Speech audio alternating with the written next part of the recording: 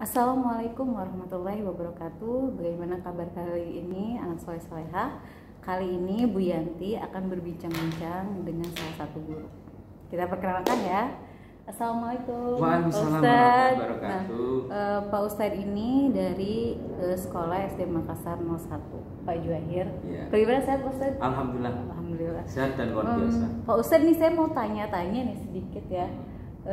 Selama belajar di rumah gitu kan, yang anak-anak rasakan itu seperti apa sih yang menurut pantauan Bapak sendiri selama ini? Baik, assalamualaikum warahmatullahi wabarakatuh. Waalaikumsalam. Ibu Yanti, Bu Tanti yang luar biasa guru kita ini. Selama dalam pembelajaran pandemi ini ada suka dan duka tentunya. Tidak semuanya senang karena situasi yang jauh dari gurunya. Yang kedua kendala media tentunya.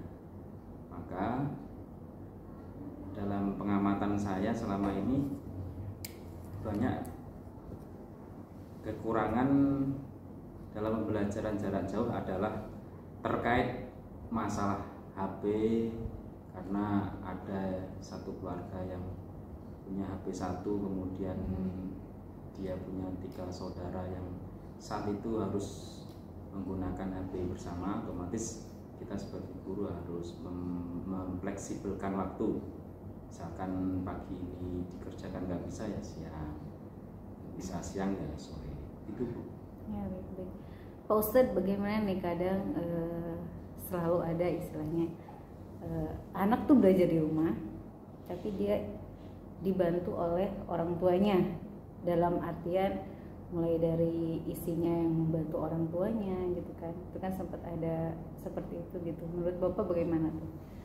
Baik, hal seperti itu wajar. Justru itu akan membuktikan bahwasanya orang tua biar lebih merasakan dan memiliki bahwa pendidikan anak itu yang paling pokok adalah orang tuanya. Dan dalam situasi seperti ini kita harus ambil hikmahnya.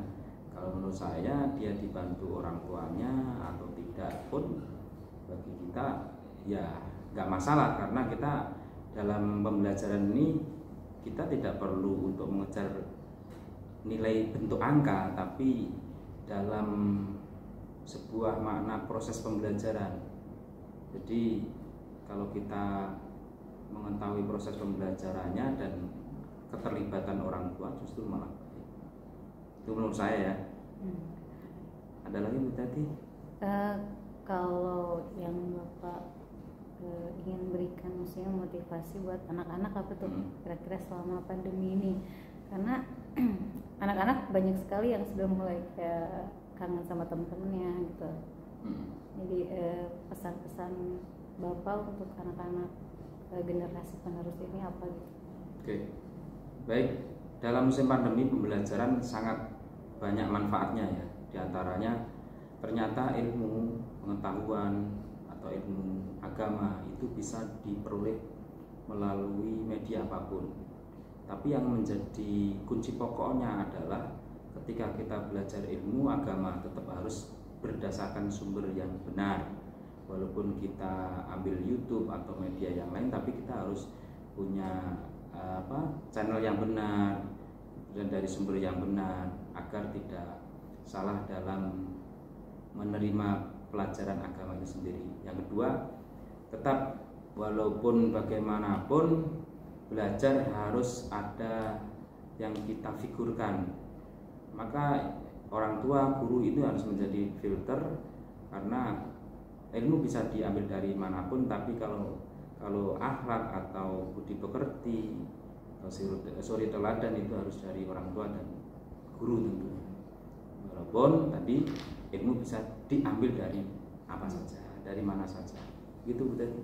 Jadi ini selama belajar di rumah ini perlu sekali ya namanya kolaborasi gitu kan, orang tua gitu kan dengan guru gitu kan. Guru juga bertanya kepada orang tua gitu, bagaimana gitu kan anak-anaknya belajar di rumah gitu. karena kayak tegur sapa kayak gitu sebenarnya itu merupakan suatu motivasi tersendiri gitu buat anak-anak gitu. Tapi terkadang orang tua tuh ya itu merasakan tantangan yang begitu besar gitu, dimana mereka belajar menjadi guru di rumah gitu kan. Kalau kita sudah terbiasa gitu kan jadi seorang guru, menerima keadaan murid yang seperti ini gitu kan.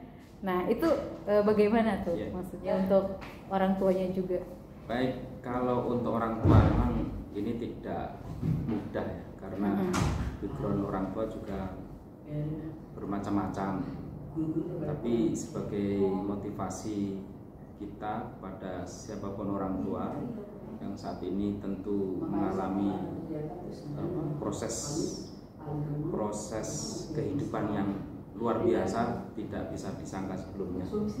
Hemat saya, ini adalah cara yang terbaik kita dekat kepada anak. Dan jangan sekali-kali ketika kita tidak mampu untuk ikut berperan membimbing anak, jangan sekali-kali berkata yang tidak baik kepada anak. Sebab ketika berkata tidak baik kepada anak, tanpa kita sadari bisa jadi saat itu sebagai doa. Nah, maka hati-hati, misalkan orang tua jengkel, wah kamu nggak bisa nih, jangan sampai mengatakan sesuatu yang buruk kepada anak, sebab bisa jadi itu doa. Lebih baik orang tua tetap berusaha untuk memotivasi, tetap semangat minimal itu. Yang kedua, orang tua harus pandai-pandainya berkomunikasi dengan baik kepada gurunya. Nah itu jadi dia, anak bisa melihat sosok orang tua yang bijak, yang pintar, walaupun sebetulnya orang tua ada kekurangan, tapi kekurangan itu bisa dikolaborasikan dengan gurunya. Itu bagian cara yang terbaik. Tapi tidak semuanya bisa seperti itu ya. Ternyata malah yang terjadi guru menyalahkan orang tua menyalahkan guru, dan tidak sedikit kasus seperti itu. Termasuk saya sendiri pernah terjadi seperti itu. Di orang tuanya malah ngamuk-ngamuk kepada kita, padahal ternyata anaknya yang berbohong. Suatu misal dia dikasih tugas, kita kasih tugas, dia tidak mengerjakan, tapi di hadapan orang tua seakan-akan mengerjakan. Nah, ini kenapa kok bisa terjadi itu? Karena komunikasi antara orang tua dan guru tidak bisa berjalan dengan baik. Oke? Ini penting sekali apa ya? Kadang orang tua itu dia tidak kuat dengan anaknya gitu kan, mendidik di rumah gitu. Jadi yang diutamakannya itu adalah emosinya gitu. Cepat dikit-dikit langsung emosi gitu kan, anaknya seperti ini gitu kan. Nah kadang orang tua tuh harus kayak dari awal memang harus belajar ikhlas gitu ya. Dari pertama adanya pandemi ini harus kayak benar-benar belajar ikhlas gitu, karena kita para guru ilmu ikhlas itu istilahnya udah banyak dipelajari. Makanya jadi kita harus sebagai orang tua nih, saya sebagai orang tua harus sadar sesadarnya bahwa tanggung jawab anak itu ya kita mengajari anak itu ya kewajiban kita. Sedangkan menitipkan ke sekolah, menitipkan ke guru itu adalah bagian dari upaya. Tapi yang pokok adalah kita sendiri. Maka ketika kita kembalikan bahwa ternyata tanggung jawab orang tua itu adalah mendidik, maka apapun yang menjadi risiko mendidik ya harus sabar. Di antara supaya sabar ya harus pandai-pandai berkomunikasi kepada guru sebagai sumber pembelajaran. Jadi kelihatan di anak tampil, orang tua juga bisa menjadi figur seorang guru, menjadi figur orang tua yang menenangkan dan sebagainya. Dan begitu pula guru di mata orang tua pun bisa memberi fungsi kepada anaknya. Ini insya Allah jalinan yang terbaik, dan ini akan menjadikan hikmah dalam musim pandemi. Kadang Pak ada suatu fakta bahwa ada salah satu sekolah yang dia itu ada muridnya itu jarang untuk memberikan tugas yang diberikan oleh bu gurunya. Ini dalam penilaiannya seperti apa gitu? Baik, yang pertama tetap ada komunikasi. Kemudian ketika ternyata dia secara tanggung jawab murid tidak melaksanakan, tapi tetap ada komunikasi. Mungkin kita akan masukkan ke ranah nilai sikap. Jadi nilai akan ada nilai pengetahuan, nilai sikap, nilai religi kan, keagamaan. Maka di situ mungkin ada beberapa cara untuk kita mengukur kepada anak, misalkan lewat observasi kegiatan sehari-hari, sikap atau jurnal itu kan juga bagian penilaian. Tapi ketika tugas pengetahuan tidak diisi, ya kita kurangi yang di tugas pengetahuan. Dan tentu tanggung jawab kita justru akan mencari kenapa anak ini kok enggak mengerjakan tugas. Apakah sebab tidak ada HP, tidak ada kuota, atau tidak bisa mengoperasionalkan HP, atau kendala-kendala lain. Dan itu mungkin akan menjadi bagian dari fokus seorang guru itu sendiri. Nah, bagi saya misalkan ada 2 anak kok selalu ini nggak mengerjakan tugas dan tidak ada komunikasi, pasti kita akan cari informasinya baik kepada guru kelas. Kalau kita sebagai guru dan studi, kita tanya kepada guru kelas apakah di pembelajaran lain juga seperti itu atau hanya di pelajaran agama. Nah, kalau ada pelajaran agama, ada apa? Apakah mungkin si anak itu tidak suka dengan pelajaran agamanya atau tidak suka pada gurunya? Nah, kalau misalkan jawabannya saya nggak suka sama bu guru, sama pak guru, berarti kita harus introspeksi kenapa kok kita tidak disukai anak yang sehingga dia tidak mau belajar dengan materi kita. Jadi banyak hal yang perlu kita dalami dulu, jangan kemudian terburu untuk memberi nilai. Kalau menurut saya begitu. Jadi keterbukaan itu sangat penting ya, ya kayak antara guru dan orang tua gitu. Kadang ada orang tua yang kayak ya udah biarin aja gitu, membiarkan anaknya seperti itu. Padahal itu generasi juga gitu kan, buat nanti dia ke depan seperti apa.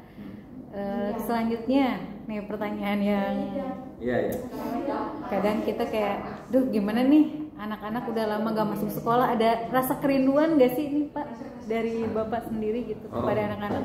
Kalau rindu kepada anak itu pastilah kepada anak didik, karena bagi saya sendiri motivasi menjadi guru itu pasti di dalam benak saya Bu tadi ya. Itu saya merindukan di antara murid-murid itu nanti akan menjadi orang sukses, baik sukses di dunia maupun di akhirat. Bahkan saya membayangkan ketika nanti di akhirat, di antara anak-anak didik kita itu ada yang menjadi kekasih Allah.